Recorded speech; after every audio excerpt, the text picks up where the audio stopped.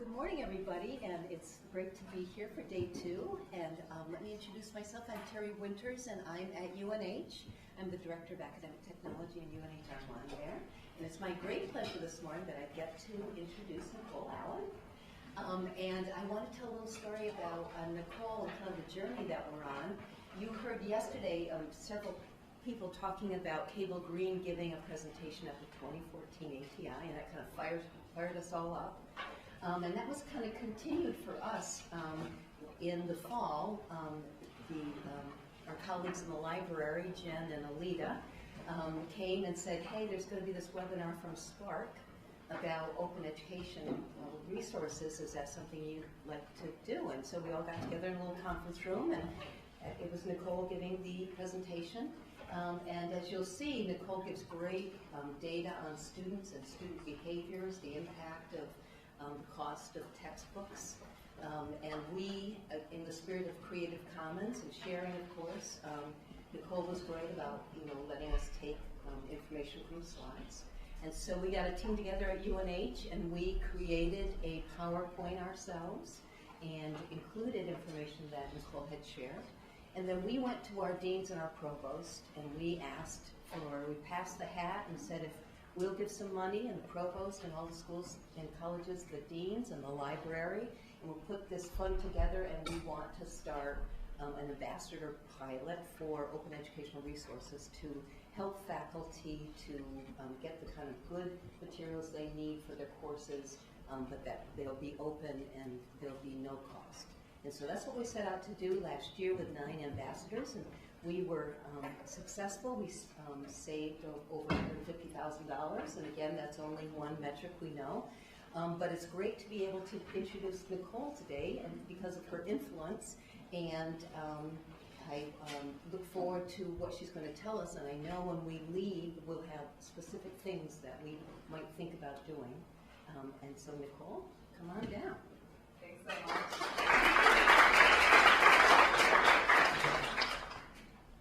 So it's always a pleasure to come to a campus and get an introduction like that. It's truly meaningful work that you've done to help out students, and thank you for telling that story to the group. So, hi everybody. To those of you I haven't met yet, I work for an organization called SPARC, and it's a library membership organization that's committed to opening up the way that we share scholarship. So educational materials, research, and we have over 200 members across North America, including UNH, which is why I'm here.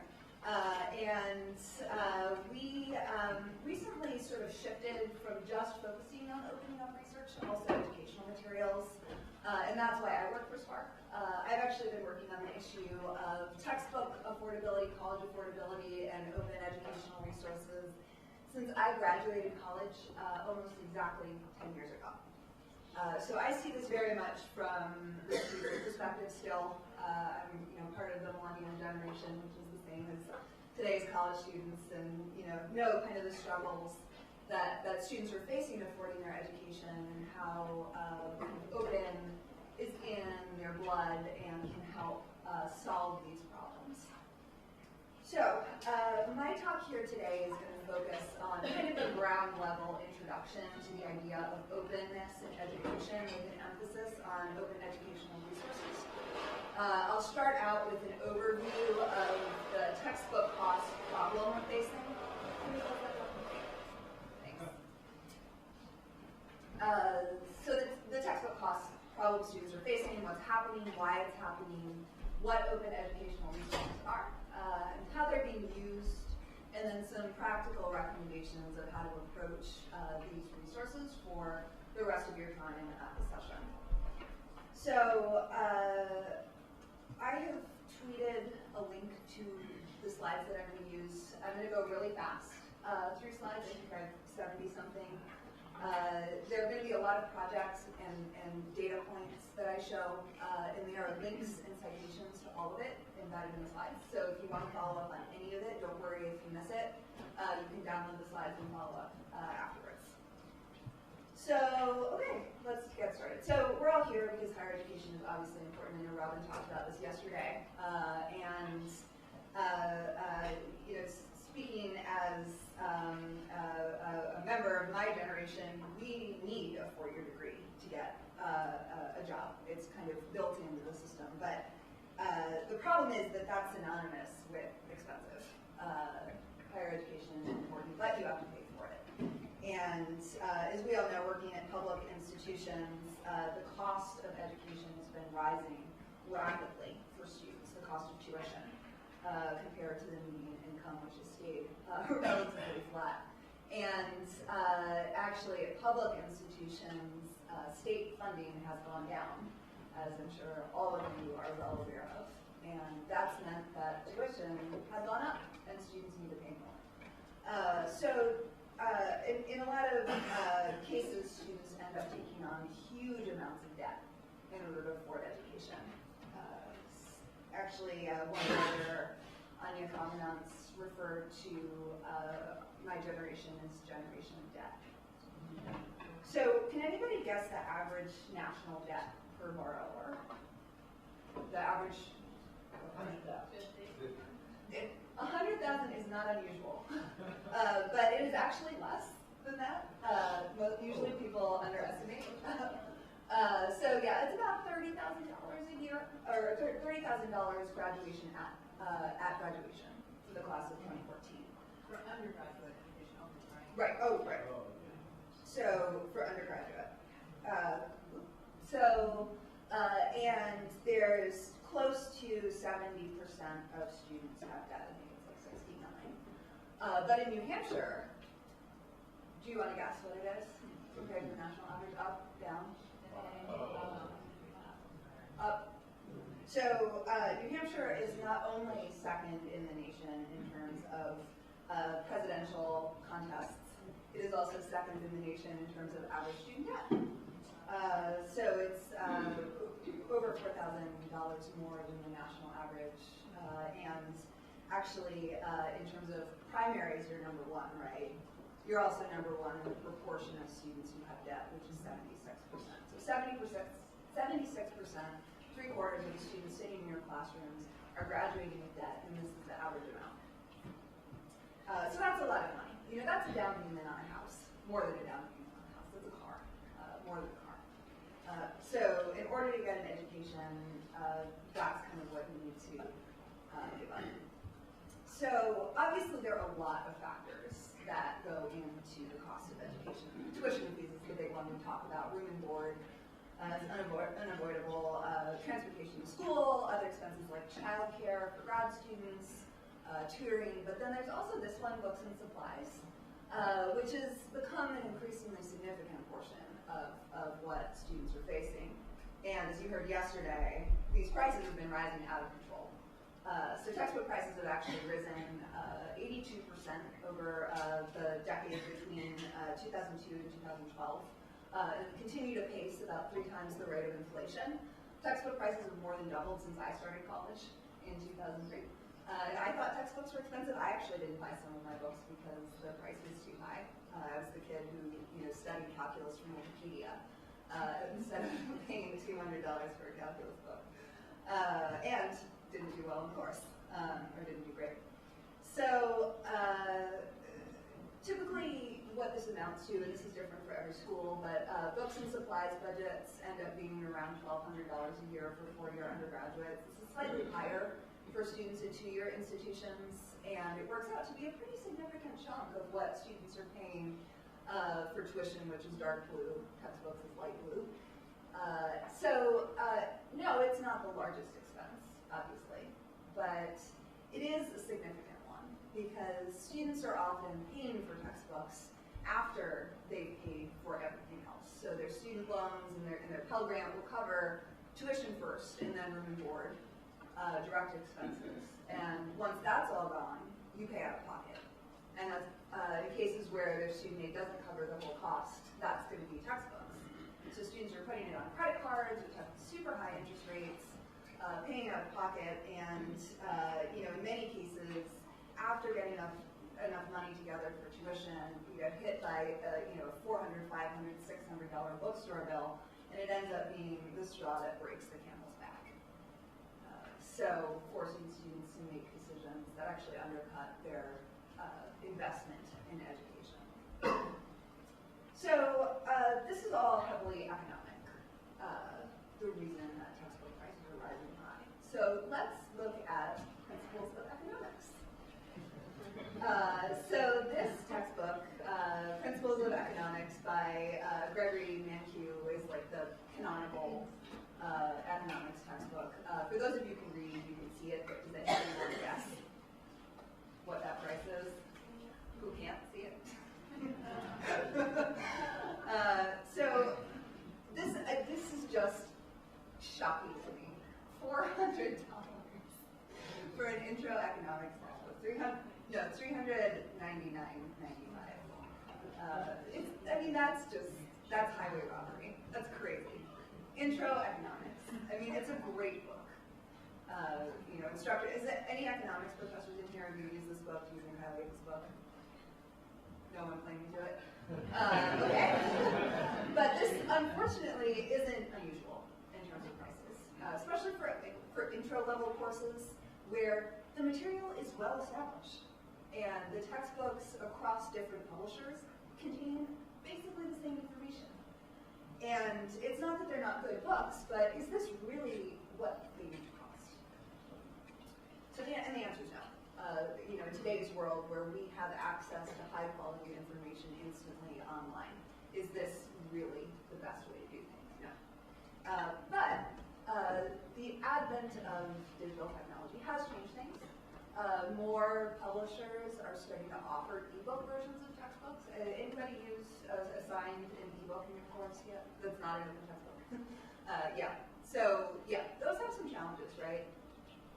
So here's the ebook version of this book. So yeah, it's totally cheaper. It's less than a quarter of the price.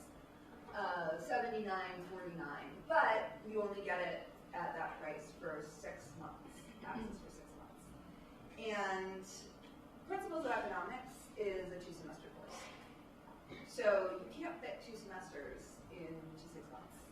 So a student is going to end up paying double that if they think that they're saving money. So it's totally still less than buying a textbook for $400. But it sends a different message to students, right? It's like, you better read your book fast, or flash, it disappears. It's like that Men in Black moment where they like wipe your memory with a stick. So the message it's sending to students is that these books, if you want to keep the foundational knowledge in your subject, the canonical textbook in your major or in this course that you're studying, you need to pay $400 for that book. But if you just want to access the information during the course, check the box, get a stamp on your transcript, and move on with your education, then yeah, sure, just buy a digital version. It'll go away. And that is wrong in a world where it's possible to carry around an entire library on a USB stick for students to be able to save the resources that they're using in their education forever.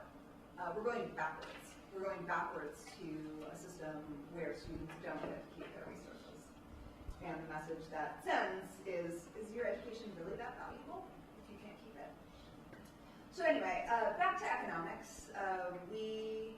Economists like to use this term market failure, and that's what's happening here, is that the textbook market doesn't work the way a normal market works, because there are kind of 3 parties in it rather than just 2. Normally it's just a producer and a consumer, and they're kind of on equal footing because consumers have many choices and can buy other products if they think one particular version is too expensive. But with textbooks, there's a decision maker that is different from the person that actually buys the material, and that's the professor. And this is the way it should work, of course, because professors are the experts and they know what is best to use in their course. So it's not wrong that it works this way, but it's wrong that it sets publishers up to be able to take advantage of it. So they kind of hide price information and don't bring that into the conversation. Hope you pick the book without asking, because professors don't have to buy the book themselves, of course. It's natural that they're not as sensitive to price, but students end up walking into the bookstore and the price tag is $400. So it's a broken market, and there's actually another market out there that's very similar to this, that impacts a lot of people in everyday life. Can anybody guess what it is? Healthcare. Yep, well, very true. Prescription drugs. It's exactly the same thing, where the doctor prescribes the treatment, and the patient has to pay for it, but the doctor has no idea what the drugs cost. And there have been steps to mediate that through policies that require pharmacies to offer generic drugs when a doctor prescribes a brand name drug, but it's still a really big problem. And it's a tough problem to solve because we're talking about people's health. And in this case, we're talking about people's education, which are two essential things for life. So, it's a tough problem to solve. We'll talk about how OER can be a solution to it, but I think the takeaway point of this is that students are really captives as opposed to consumers.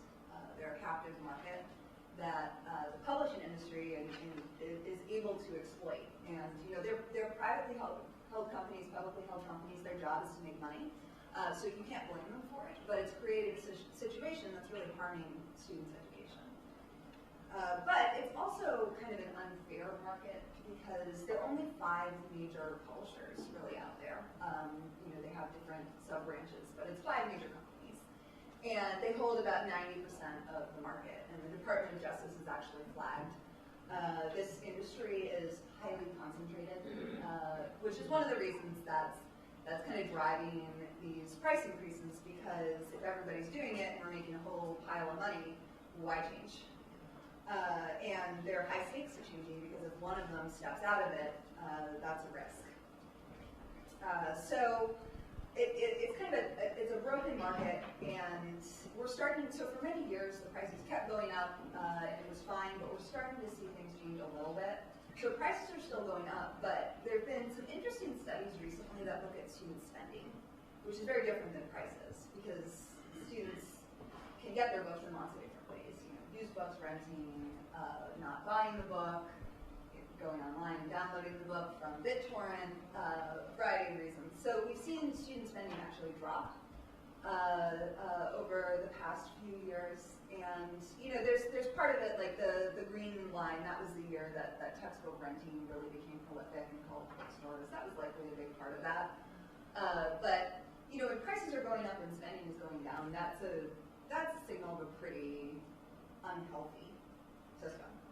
And I think a big part of this is that students are simply opting out of the market. Prices have gotten so high that students just don't buy their books. And there's studies that back this up.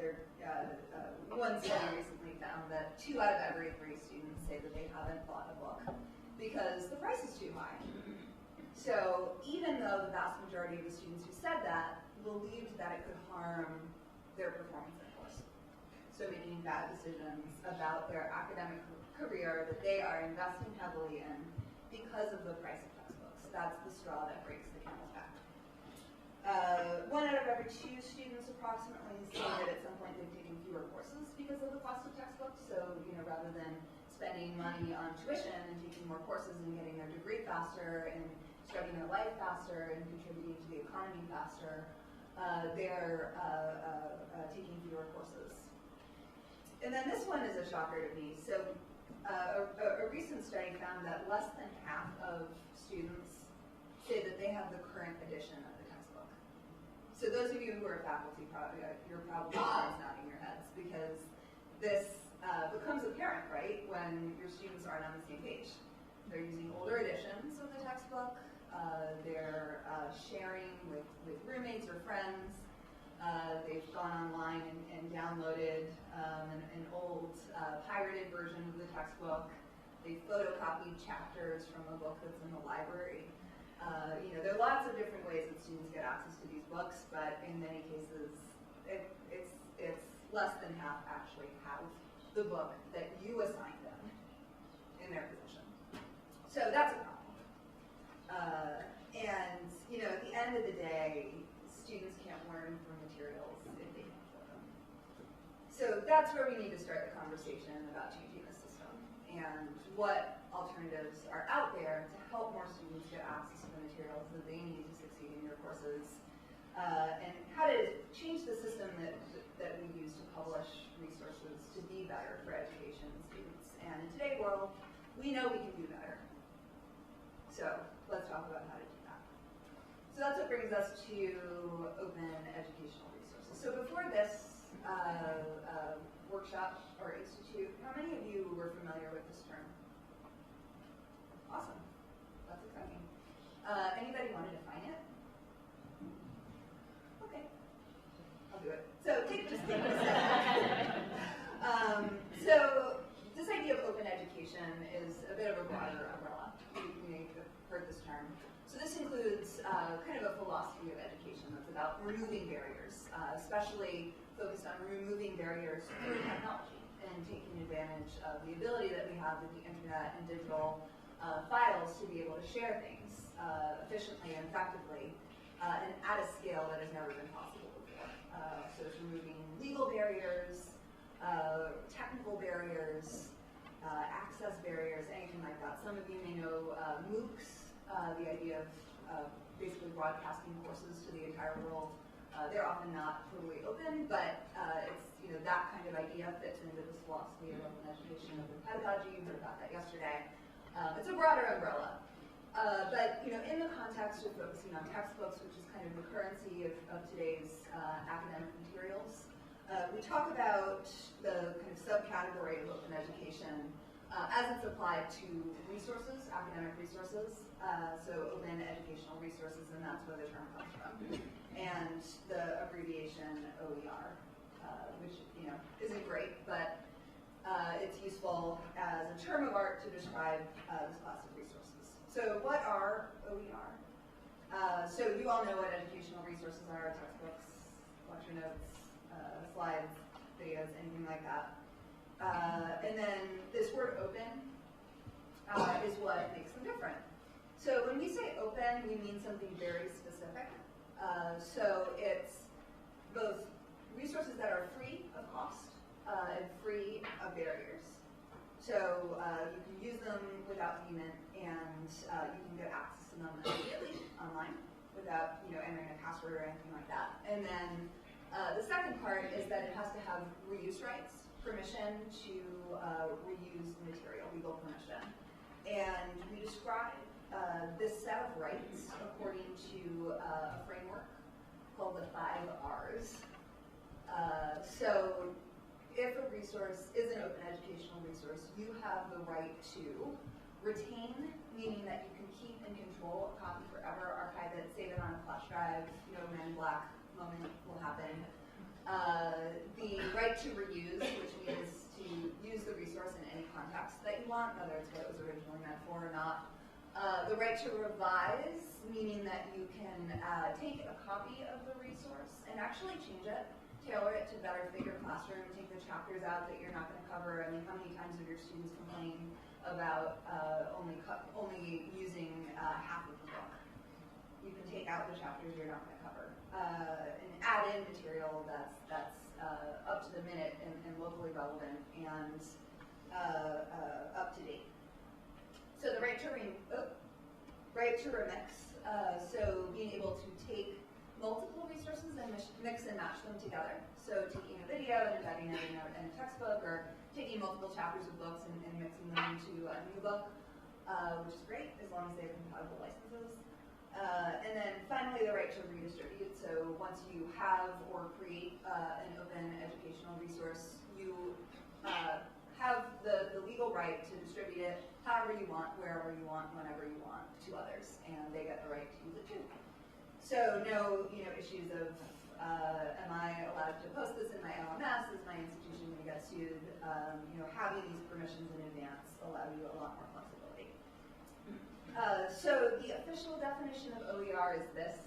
It's kind of long and wonky, but it's useful to have as kind of a grounding definition. So the important part is the end, which is permitting their free use and repurposing by others with an intellectual property license. So I see many people wearing Creative Commons shirts. Do people know Creative Commons? Yeah? Great. So Creative Commons is a nonprofit that offers a set of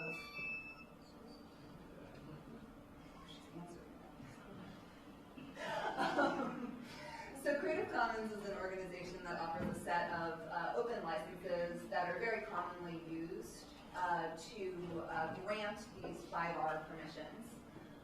So they have a set of different licenses that go from very open, like public domain, which means removing all copyright from it, all copyrights from it, and then ranging down to less open licenses that allow you the right to redistribute materials but not revise and remix, which we wouldn't call OER.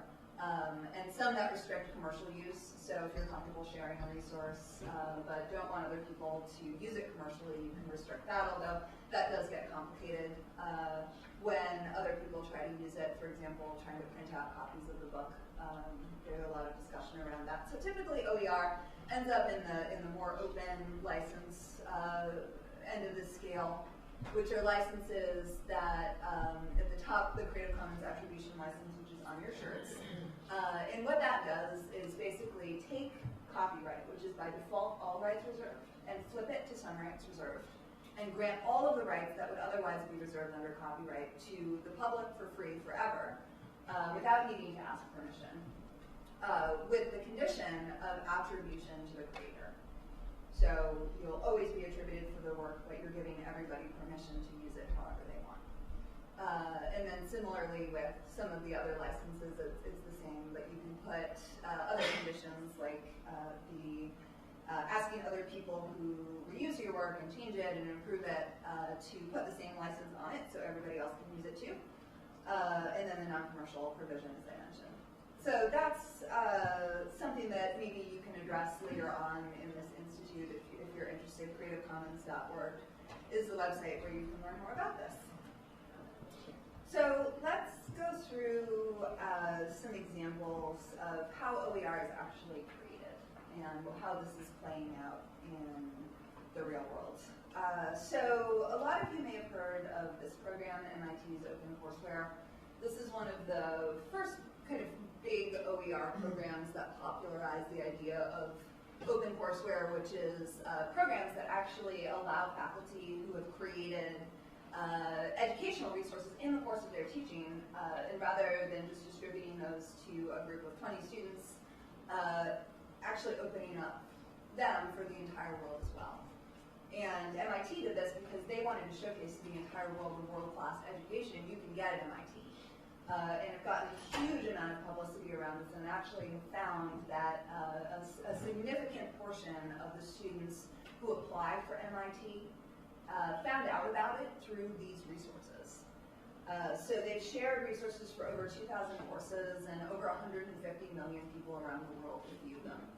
So, and that never would have happened if these resources were never shared. And another thing that's really cool is that they've been translated into over 6 languages, and those resources have been used by another 50 million people. And that's something that never would have been possible if the resources weren't released with an open license that allows translation. So there are over 200 institutions that have a program like this around the world. Not all campuses do, and that's okay. There are lots of other places where, if you've created educational resources that would be valuable to share. There are also repositories online. This is one example, OER Commons, that houses hundreds of thousands of resources from a variety of contexts that you can search. So you can go here and post resources for other people to find them. Full disclosure, it is not, there's no one central place to find OER. There are many, and it often can be difficult. And I think that's one of the challenges that our movement is working to solve. But this is one of the largest and most comprehensive, so it's a good place to start. There are also programs to actually create OER textbooks or open textbooks. And this is one of the most prolific projects. It's called OpenStax, and it's based at Rice University, and it's basically a nonprofit startup. They got investment capital from foundations to develop textbooks for high enrollment courses. And their theory is, in these courses where there are hundreds of thousands of students taking the course every year, spending hundreds of dollars a piece to buy the books, if we can figure out how to write these books once, how to pay authors and actually develop these books once, the entire world can use them forever for free. And because they're open, differences in teaching styles can be easily accommodated in a way that those books can't. So these books, there's actually a study that is forthcoming that will find that about 10% of the faculty now in the markets that have OpenStax books are now using these books, which is pretty incredible. A 10% market penetration. This project's only been around for a few years. It really shows the quality of the books and how fast they're taking off. So just by way of example, here's their economics book, Principles of Economics.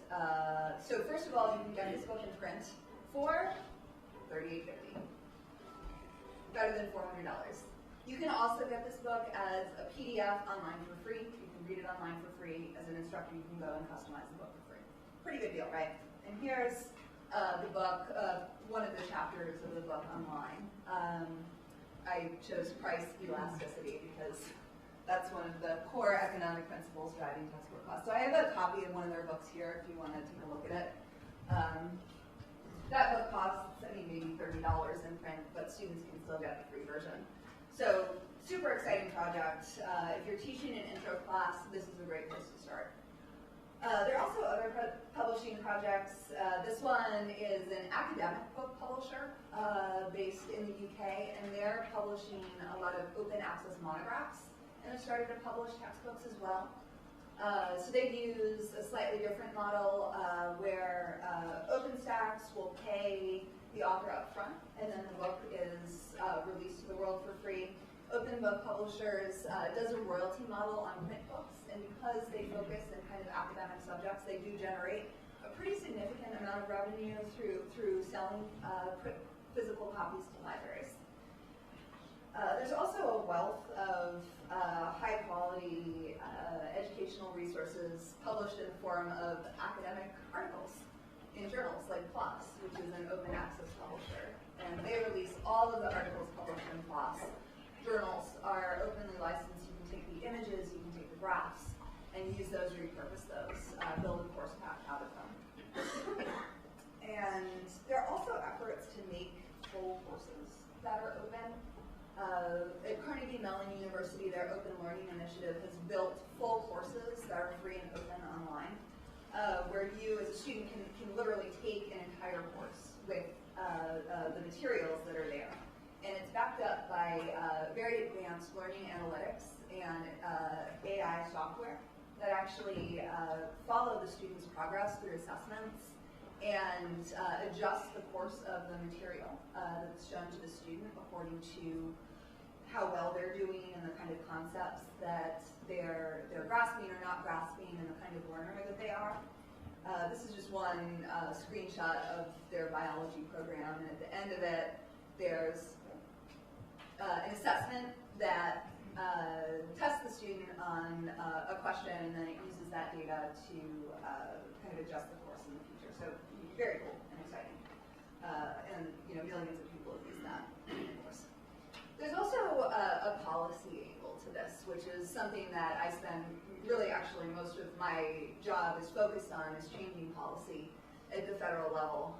So the United States Department of Labor was really the pioneer in this area, where they adopted a policy on a very large grant program that required all of the materials that they developed to be openly licensed. This program has possibly one of the most ridiculous acronyms that has ever been created. It's pronounced TACT, and I know there are a few TACT grantees here. Which institutions? It was formerly at Manchester Community College. Okay, Manchester Community College, okay. So it's focused on community colleges developing workforce training programs, and $2 billion, and the Department of Labor, rather than having community colleges develop their own workforce training program that they use only at that college, they said, if you're going to develop workforce training programs with taxpayer dollars that we all are paying for, you need to release what you produce openly so that other community colleges can use and benefit from this. And it's the first round of grants is actually completed. They're posted, the materials that were developed have been posted online here at this website, skillscommons.org. And there's some just really interesting and exciting cases of reuse of these materials. My favorite is USAID, which is another government agency, was doing a program in Mexico on clean energy jobs and workforce training down there. And rather than developing a whole new curriculum from scratch and spending our taxpayer dollars on that, they actually took one of the TACT one of the materials from one of the TACT grants that covered clean energy and translated it into Spanish, made a few local adjustments to make it locally relevant in Mexico, and used it there, and saved a whole ton of money that they were able to spend on technology and capacity building and instruction, which is far more valuable than reinventing the wheel. So just one example of how open is awesome. So a couple of examples of how this is playing out in the classroom. So in most cases, I neglected to mention this policy angle. So the entire U.S. Department of Labor has now adopted a policy that all of their grants will have a Creative Commons license on the materials developed. The U.S. Department of Education has recently proposed and is hopefully going to adopt it by the end of this administration, a similar policy. So any grants from the Department of Education that go to creating educational materials need to be openly licensed. There have been grant programs at several other government agencies, including most recently the NIH, that have similar policies. So this is happening from the government, government grants. I think there's an incredibly compelling case there because they're using public money. And I think that at public institutions too, there's a similar philosophy that resources developed on campus can and should be openly available whenever possible. So this is very much a developing area and something that your campuses are going to likely be talking about and addressing as these policies start to trickle down into grant programs. So examples of how OER is being used. So in most cases, OER is used the way that you use a textbook.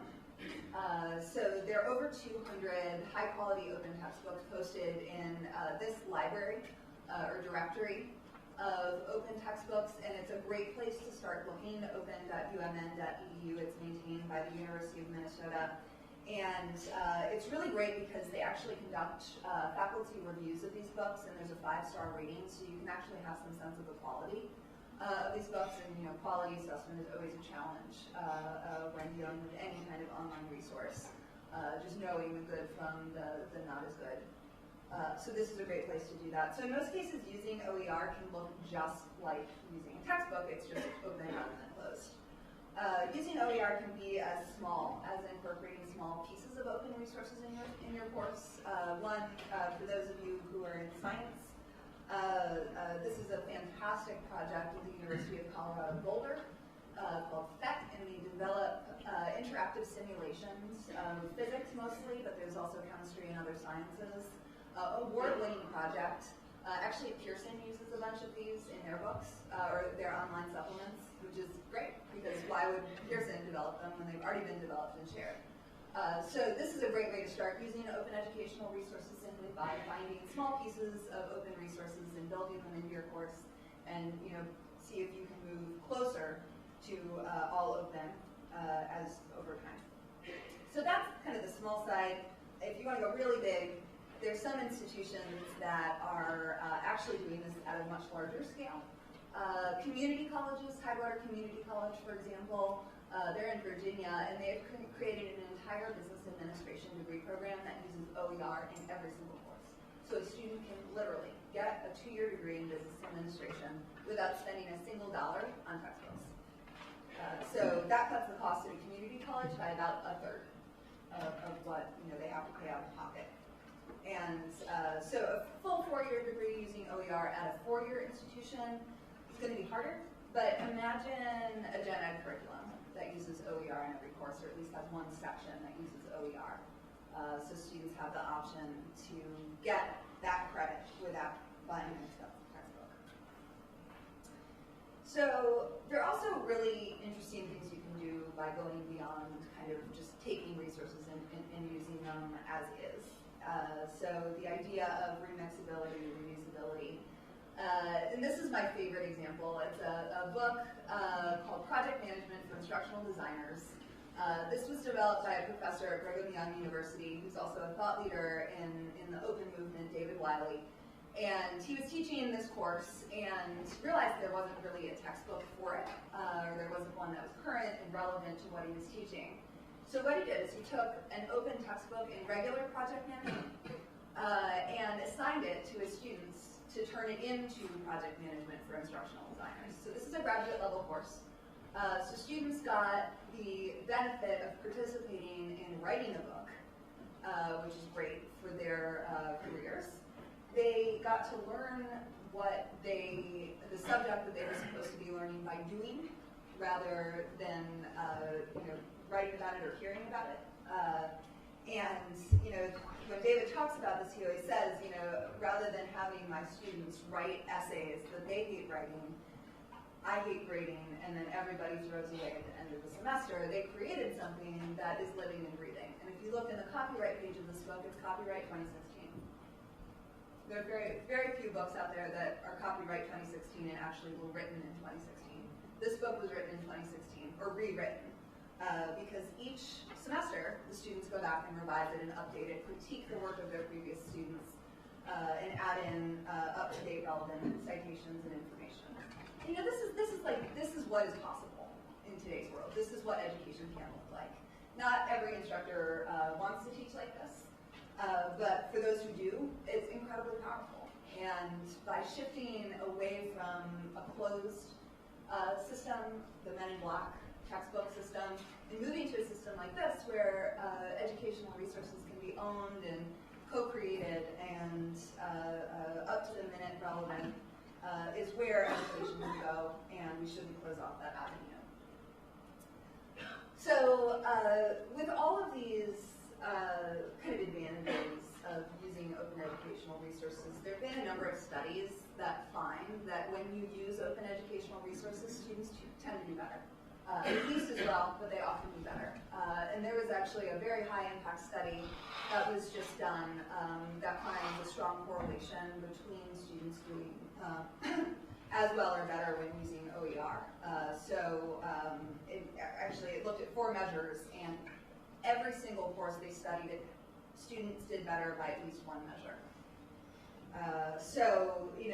This is helping students get access to their materials, it's providing more relevant materials, and in a lot of cases it ends up with students doing better in their courses. And I really like this example. It's a Mercy College in New York switched from using an expensive traditional textbook in developmental math, which is a key gatekeeper course that a lot of students perpetually fail and struggle to get and can't advance in their degree. They replaced the expensive materials with open materials and observed a 12 percentage point increase in the number of students passing the course with a C or better. So part of this likely was the material was built for the students in the course rather than just pulled off of the shelf. But it's likely that the biggest part of this is that students actually had access to their materials starting day 1 of the course, not waiting for their financial aid checks, not trying to share a book with another student. Actually giving students access to the book allows them to do better. And another piece of evidence is looking at course completion. Last night at dinner, my table was talking a little bit about the bookstore. What does the bookstore say about all of this?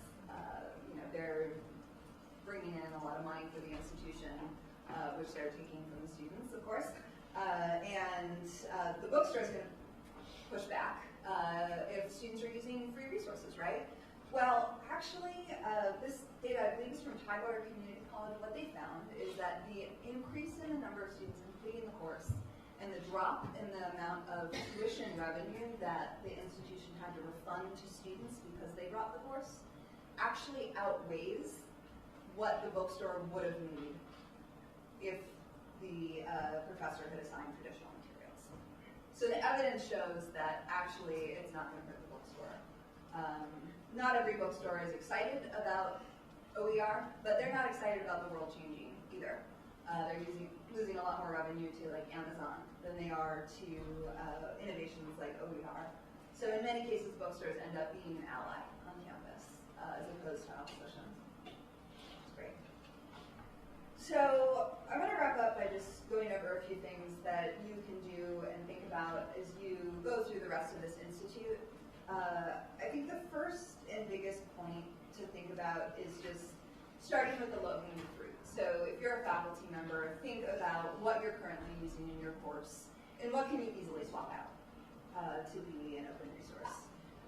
So that may be looking for an open textbook if you're teaching an introductory course. That may be using, open simulations instead of assigning an online supplement with your textbook. And the impact that can make, even by just making a change in one course, can be massive. For example, this is one professor from Washington State. He actually saved students $1 million over the course of, I think, 5 years by assigning an open textbook. Just by switching the textbook he was using to an open textbook, he saved his students $1 million. And that's incredible.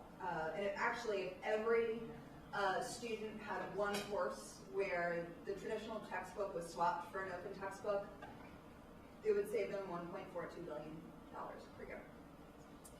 So that's a huge, that number matters in like the US national policy context. So that's the difference that you can make. And if you're an instructional designer or a librarian wanting to work with faculty on your campus, the low-hanging fruit there is working with the faculty who want to work with you. So it's not necessary to get everybody to switch right away. Put out a call and find the people that want to make a change and work with them. And no matter who you are, remember that all fruit falls eventually. Credit to a librarian I work with, Nicole, for that statement. So true. So the second thing to think about is just how can you share openly. Think about the resources that you already have created and whether you will share them with the whole world, whether somebody else might find them valuable. This doesn't mean you need to write an open resource in order to use it. I think in many cases, the faculty out there using open resources are using resources that other people have created. If you start with, you have to write an open textbook, what you get is Rummy cat. No, I'm not going to write a textbook so that somebody else can steal it and make money off of it. No, I'm not going to put in all of that work just to write a textbook when there are 10 other textbooks out there that I could assign. And that's totally fine. Again, focus on the people that want to do this and start with the things that you already have that you want to share. So it can actually be really beneficial to authors to share. This is one example of community college professors from California that wrote a statistics textbook, which is the book that I've been passing around. So they originally wrote that with a traditional publishing company, and they sold it to maybe 1,000 students a year, got maybe $100 in royalty checks, and that was great. But they got the copyright back to it and opened it up, made a new edition, and now millions of people use this book. And it's transformed their careers. The one on the left, Barbara Lasky, has won all sorts of teaching awards. This book has won an award from the Text and Academic Authors Association, and they impact the learning of literally millions of people. And as an academic, as an expert in your subject, that's what teaching is about. Teaching is about sharing. Third point, it's important to seek support on how to do this because it's not as easy as receiving textbooks from publishers and picking the one that fits your course. It actually does require some effort to go out and look for resources, and it's not always obvious where to start. Librarians are a huge asset in this, and that's why SPARC works on this issue. UMass Amherst actually has piloted a really great model where they provide mini grants to faculty, and I think this is what UNH is modeled after. Provides mini grants to faculty who want to make a change in their course. Librarians work with the faculty to identify resources that can fit, and then they've tracked the progress. And this program has saved students over $1 million already. With a relatively small investment, I think they've invested maybe $50,000 and saved students over $1 million. There are also support services out there. The Open Textbook Network, run by the University of Minnesota, is a really great project to join if your institution is looking for a place to start, either on producing textbooks or doing faculty professional development. This is a great project to look up. And there are actually companies out there that provide services, and this is one in learning. seeking support from students. Students are kind of the most powerful advocates for this and can be really impactful in terms of convincing the administration to help provide support, whether it's endorsement or funding. And SPARC actually runs a program called OpenCon, where we bring together kind of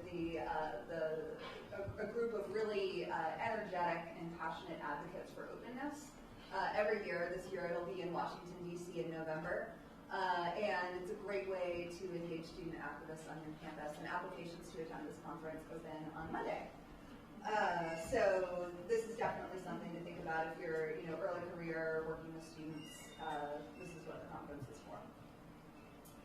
And then finally, I just want to note that every campus I go to, I always look at their institutional mission and think about, how does open fit into that? And I have never found an institutional mission that isn't advanced by open. So, I pulled Keene State, it's about encouraging students to think creatively and critically, engage in active citizenship. What if they can, help build the resources they're using in their classes? That's creative. Being able to go out into the world and actually be able to disseminate knowledge that they've taken from their courses, that's, being an active citizen. And as a liberal arts student myself, I wish I had access to all of the materials I used when I was in college. So, think about how this fits into your mission and how open can advance that, because, especially as public institutions, it's about sharing knowledge with the public. And I think that, in terms of what we all can do, it's really thinking about how we can use the internet and today's technology and just all of the advantages we have now to do what all of it was created for, which is to advance society and make lives better and help students succeed in the future. So I will end there. Thank you.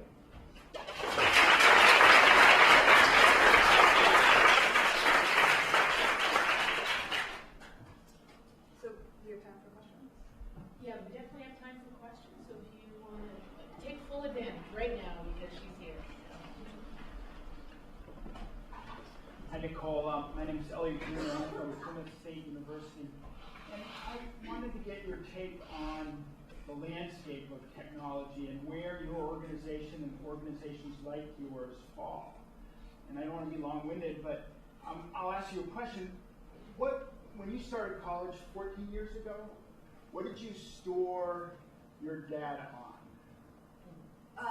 My laptop. Do you still have it? I do actually. Well, I still have my old laptop in my attic somewhere, but I have all of my files, yeah. The point is, can you get your information off of it? I mean, many of us who've been at it like a long time, I mean, I wrote my college papers with a typewriter that ages me quite a bit, but a lot of those devices have fallen out of favor and things have changed, and that information is often gone. It's harder to access than some ancient language. The other thing that happens in the marketplace, we've seen many great ideas in good organizations like Google start out with the best of ethical intentions, and then they get bought and they get changed into something else, and there's a lot of problems with Google now for our students, and we're very familiar with those. What's to keep organizations like yours and efforts like this from getting co-opted and bought and changed and the data lost? Because those memory sticks you talk about that students have now are going to be worthless. There was a court finding in the ad blocker case where they talked about the cloud. The cloud isn't just a nice label. They don't call it the cloud for nothing. And one of the responses to somebody who said, "Oh, my information was in the cloud," and the attorney said, they don't call it the cloud for nothing. It's ephemeral. It can disappear and change. Okay, I think I get what you're saying, and I think really there are things we need to separate here. So one is the challenges with using anything digital, which are true for any digital file, whether it's an open file or an open educational resource or the born digital files that become printed textbooks. We all face the same challenges. You know, in terms of the files I use as a student, I totally still have all of those files, and I can open them, but that's because I started in 2003. We haven't gotten far enough away from that to be a challenge. But there are 2 points I'd like to make. One is that in terms of openness, we do need to think about open technical formats. So right now we talk about openness in terms of access, being able to get access to things, and open in terms of permissions, getting the right to use it legally under copyright. But there's also technical openness, being able to get it in a file format where you can exercise all of those rights. So rather than a PDF, get it in an editable text file, because if you want to adapt it, it's much easier to do that if you have an editable file. And then also getting it in a file where you don't need some proprietary system to be able to open and access it. And that's going to become increasingly relevant as traditional publishers especially, but other technology companies are pushing you towards platforms where content lives. So even if the content is open, if it's locked in a closed system, it's not really open. But I think the crux of all of this is the difference between open and closed. So when a resource is a closed resource, you don't have the permission to do really anything with that. But when a resource is open, everybody has permission to make a copy of it, to update it, change the format, keep it alive. And it's going to be a lot easier to preserve resources into the future if you have those permissions and can continue to distribute the file openly, as opposed to the file being closed and you're stuck with what you have. So, or do you have a comment on that? Yeah, I just want to reiterate or expand on your point that the open education of resources is an echo of the open source software development, which began in the 1980s. And the answer to the question about formats is, as you said, it's doing all of this on the basis of an open technology, open software, where people have control over the software that they use, and also control over the formats that the data is in. That's what gives longevity to data. So that's the world I come from. My data going back to when I was in college is still alive for me because I live in an open source software world. I don't use proprietary codes that come and go as the corporation becomes a business. So that's, I feel like, that's a really important thing for this movement, is to go deeper in the technology stack towards openness. And it's interesting, so the open movement all started kind of separately, and they've been a little bit siloed, but there is a convergence happening. You know, it's applying the same principle of openness to different types of stuff. It started with software, then it was, you know, research, now it's data, and it's all converging, and I think this is a phenomenal example of that. Which is that in order for open educational resources to remain truly open into the future, you need to use open source software alongside of that in terms of looking far ahead. In terms of the short term, I think we can't let the perfect be the enemy of the good. I think taking steps in the right direction are important, even if you're doing it in a way that's using proprietary software or proprietary formats, that's okay. But in terms of the long-term direction of the movement, absolutely. And back to the organization I work for, our mission is preserving open sharing of knowledge in research and education. So it's very much in line with what we do. Yep. I also think, in answer to your question, there's a lot of beautiful technological literacy that can take place as you're doing more open source work. So I found that when I started using computers, I must have broke my computer 1,000 times, like learning to code, and I crashed it so many times it was ridiculous. And it didn't scare me. I'm used to breaking computers. I will pop my hard drive out and take things off of it, put it back in. I don't care. And I brought in an old computer and showed my students how to take it out and put it apart. So I'm good. My students are terrified of their computers. If they do anything to their Mac, the warranty is void. They can't touch that thing. And so they become really afraid.